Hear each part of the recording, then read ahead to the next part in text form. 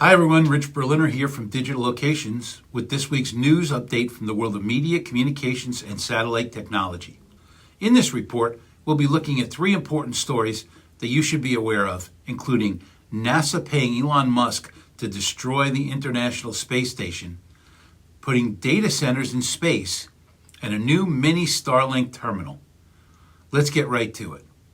Our first story comes from Popular Science about the decommission of the International Space Station in 2031. At 356 feet long, the 450-ton International Space Station is the largest human-made object ever to orbit the planet. Nearing the end of its life expectancy, NASA has been working on a plan to deorbit the space station safely. NASA announced a deal with Elon Musk's SpaceX to create a U.S. deorbit vehicle that NASA will use to direct the International Space Station into a remote part of the Pacific Ocean.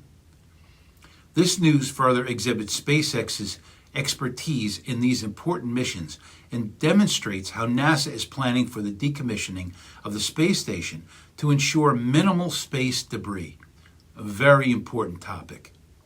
Here at Digital Locations, we understand how important space is for the future of humanity. We believe the future of broadband internet is in space, and that space debris creates an unacceptable risk to satellites that will carry this important data and communications. We're developing Satena as a direct satellite to smartphone solution that would allow users to access the internet from anywhere. Our second story comes from the Wall Street Journal about the potential for data centers in space. Fascinating topic. The rise of AI and the need for improving computing power have created an arms race for massive data centers. These data centers are energy intensive and create an environmental impact. Space company Thales Alenia Space conducted a feasibility study that confirmed deploying data centers in space offers a more sustainable solution for hosting and processing data. Data centers in space could be solar powered and reduce the need for massive cooling towers or the water that is used to cool them. The European Union is strongly looking at options as part of its goal to achieving carbon neutrality by 2050. At Digital Locations, we know that the technologies of the future will lean heavily on space and that they will need an always-on connection to the internet to function. AI tools have grown in popularity, and there's a need to connect to the internet to harness their power, since they are all web-based. This is why our work on Satena is so important and has the potential to bring high-speed satellite internet to the devices themselves, no matter where the devices may be, and no matter where the data centers are located. And finally, our third story comes from the industry publication Via Satellite about the debut of SpaceX Starlink mini terminals. Elon Musk's SpaceX has been launching thousands of Starlink satellites into space to create a vast broadband internet network, sometimes called the constellation.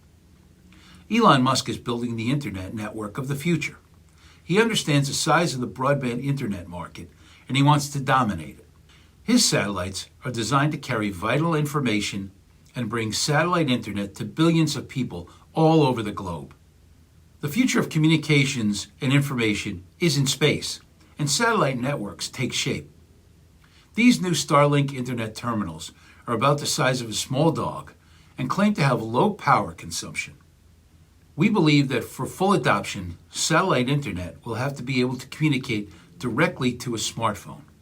Here at Digital Locations, we're developing Satena technology to bring satellite communications directly to smartphones, no matter where in the world they may be.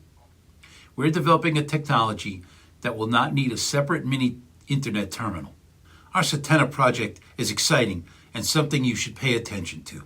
To learn more about our recent developments and to stay informed, visit digitallocations.com. This is Rich Berliner. Thanks for watching.